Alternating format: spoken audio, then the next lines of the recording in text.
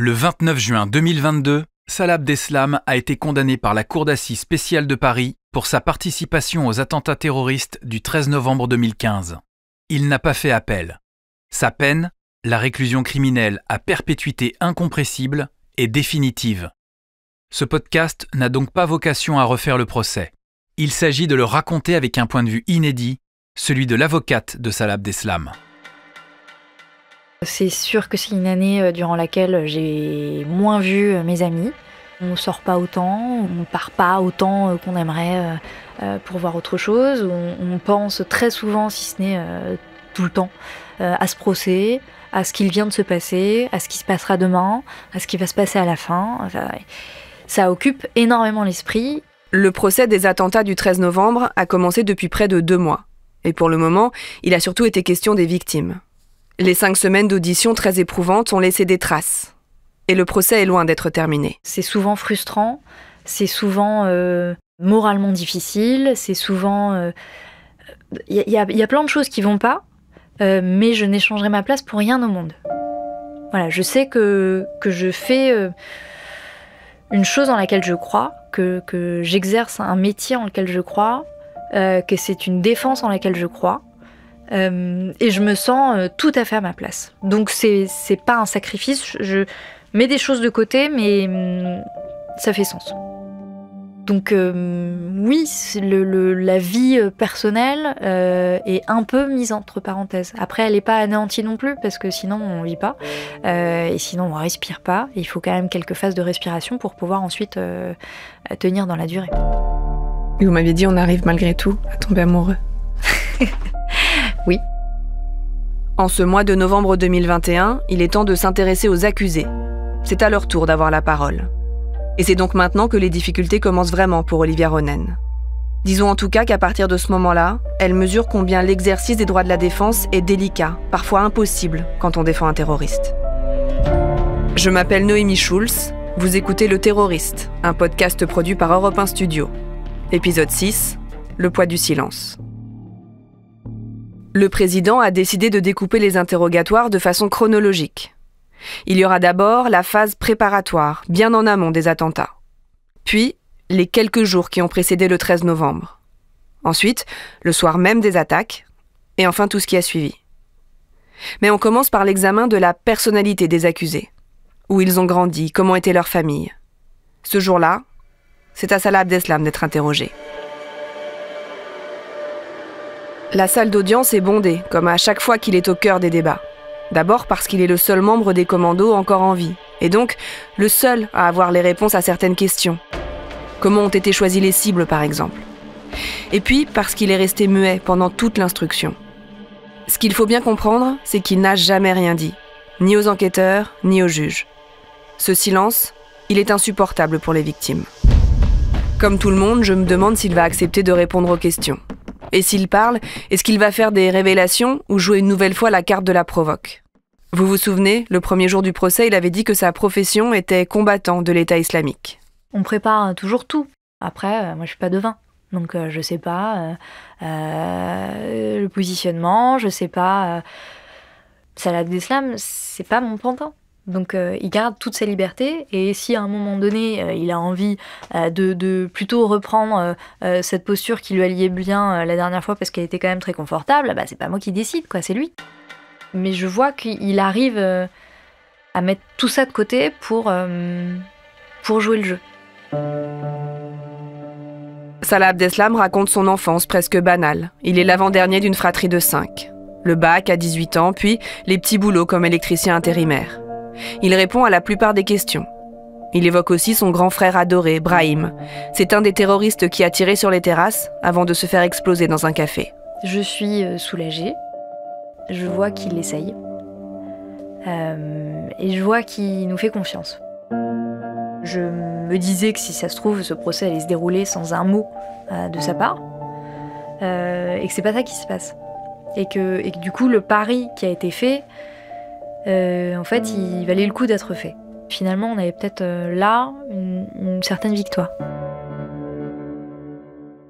Pour les parties civiles aussi, cette première prise de parole est source d'espoir. Si Salah Abdeslam s'est expliqué ce jour-là, alors il recommencera peut-être la prochaine fois. 3 mois plus tard, début février 2022, nouvel interrogatoire. Cette fois-ci, on doit aborder les mois qui précèdent les attentats. Mais avant de répondre aux questions, Salah Abdeslam souhaite faire une déclaration spontanée. Il a quelque chose à dire. Il explique que le soir du 13 novembre, il a fait marche arrière. Il affirme avoir renoncé à déclencher sa ceinture explosive. Et il pose cette question. Est-ce que ça ne devrait pas être une circonstance atténuante pour lui ? On fait encore un bond dans le temps. Nous sommes maintenant le 15 mars 2022. Tous les protagonistes du procès commencent à fatiguer de ces longues journées d'audience. On se penche maintenant sur les quelques jours avant les attentats, les préparatifs. Une fois encore, la salle est comble. Et très vite, on sent que l'ambiance est électrique. Salah Abdeslam élude certaines questions. Il se montre familier, voire insolent avec le président. Parfois, on devine même un sourire sous son masque. Sur les bancs des parties civiles, l'agacement est perceptible. Lorsque j'entends qu'il peut répondre de manière un peu abrupte ou ironique, c'est vrai que c'est pas l'idéal en fait. En soi, je m'en fiche, mais c'est juste que c'est pas l'idéal parce que lorsque ça se passe comme ça, je sais qu'on va avoir moins tendance à l'écouter. L'ennui, c'est que ce que je décèle aussi à ce moment-là, c'est que même avant ces petits moments que certains qualifient de provocateurs, même avant ça, on l'écoute pas. En tant qu'avocat de la défense, moi ce jour-là, je sens que l'écoute elle est pas bonne du côté des magistrats. Qu'on lui pose des questions et qu'on va lui répondre en disant « Ah bah écoutez, c'est ce que vous dites, hein. Ouais, bah, c'est ce que vous dites, monsieur. » Et avec une espèce de mépris, avec condescendance et surtout en disant bon, finalement écoutez, on se demandait si vous alliez parler, mais en fait maintenant ce que vous nous dites, on s'en fiche. Voilà, donc ils l'ont pas formulé comme ça évidemment, mais c'est le sous-texte qu'on entend et on l'entend très fort. Salah Abdeslam s'énerve. Quand je ne parle pas, ça ne satisfait personne. Quand je parle non plus. Et la tension monte encore d'un cran au moment des questions des juges assesseurs. Vous avez bousillé ma vie, finit par lâcher Salah Abdeslam. C'est sûr que cette formule, ça va pas et que personne la comprendra. Je l'entends évidemment immédiatement. Tout le reste du monde qui pense écoute, t'es quand même très mal placé pour dire un truc pareil, t'as bousillé la vie d'un nombre de personnes extrêmement important. C'est simplement qu'on sent que y a quelque chose qui monte, qu'il y a une crispation qui monte, une tension, et qu'il est hyper difficile de l'arrêter. Enfin, nous, en défense, on est un peu démunis parce que c'est pas le moment où on peut intervenir. Moi, de mon côté, je n'ai pas envie de montrer une quelconque désolidarisation de la personne que j'assiste. Voilà, j'aime pas les comportements qui sont parfois infantilisants. Vous savez, où on regarde un peu mal celui qu'on assiste derrière en disant chut, tais-toi, machin et tout. C'est vraiment mais pas mon style parce que je suis son avocat et je peux évidemment lui conseiller des choses, mais tout ce qui serait soit très visible, soit infantilisant, je ne veux pas. Dans la salle, une mère endeuillée se met à crier « 130 morts !» La juge assesseur recadre sèchement Salah Abdeslam. Ce ne sont pas les réponses qu'attendent les parties civiles. Certaines victimes sont écœurées. Elles applaudissent maintenant. Le président de la cour d'assises, lui, ne dit rien. Il est pourtant strictement interdit de manifester la moindre réaction dans une salle d'audience. Il en va de la sérénité des débats. Pour Olivia Ronen, une limite a été franchie. L'ennui, c'est que dans cette salle d'audience, c'est géré par des micros, par l'électronique, et que lorsque le président n'allume pas le micro de la personne qui veut parler, et ben cette personne, on l'entend pas. Donc, je demande la parole, il me dit « Ah, maître, ce sera plus tard, etc. » L'ennui, c'est que moi, c'est maintenant que j'ai quelque chose à dire, que j'ai quelque chose à faire acter. On ne m'ouvre pas le micro, et la situation était déjà tendue, là, ça continue de se tendre. Je boue parce que c'est... En fait, ça cristallise un parti pris. Donc ça me va pas du tout. Je peste, je suis au plus près de la cour. Donc je sais qu'ils m'entendent, je sais qu'ils savent exactement ce que je suis en train de dire, je sais qu'ils savent ce qui me fait réagir, et je sais aussi que c'est à dessein qu'ils ne me donnent pas la parole. Si on juge sans se préoccuper d'avoir ne serait-ce qu'une apparence de justice, ça sert à rien de juger. Ça sert à rien d'avoir un procès. Un procès, c'est essayer de regarder avec distance, de regarder avec objectivité, neutralité, des faits qui nous sont présentés. Alors, bien sûr qu'il y a certains faits qui sont constitués, bon, d'accord, mais il n'empêche qu'il va falloir comprendre pourquoi ils sont constitués et pourquoi d'autres ne le sont pas. Et c'est ça aussi la qualité d'un bon procès, et notamment d'un bon procès d'assises, c'est des magistrats qui ont l'ouverture d'esprit nécessaire pour appréhender les débats sans vouloir plaquer leur vision des choses. Et pour qu'une personne puisse se sentir bien jugée et puisse avoir envie de participer à l'œuvre de justice, il faut que celle-ci puisse au moins avoir l'impression. Au moins l'impression, d'accord ? Dans le meilleur des mondes, ce serait qu'elle puisse avoir des juges neutres. Sauf qu'on n'est pas dans le meilleur des mondes, et donc il faut que la personne qui est jugée puisse au moins avoir devant elle une apparence que tout n'est pas joué. Très vite, c'est au tour de Martin Vett, l'autre avocat de Salah Abdeslam, de se lever pour protester contre la façon dont sont menés les débats ce jour-là. Mais une fois encore, le président refuse d'allumer son micro. S'ensuit alors un échange franchement tendu entre les deux hommes. Et le magistrat finit par suggérer à l'avocat de changer de métier. On entend à nouveau des applaudissements du côté des parties civiles. Et les réactions sont horrifiées sur les bancs de la défense. Le président fait évacuer la salle pour quelques minutes, le temps que tout le monde se calme. On revient dans la salle d'audience et je demande à ce que soient actés les différents incidents qui viennent d'avoir lieu, et c'est refusé. Donc mes confrères et moi, on décide de partir.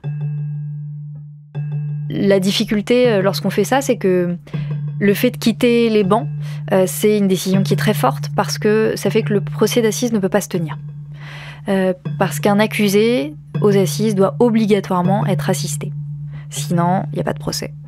Donc, on sait que par notre absence, on bloque l'audience et on se dit que de toute façon, on n'arrivera à rien aujourd'hui et qu'il est aussi à un moment donné nécessaire de se faire respecter.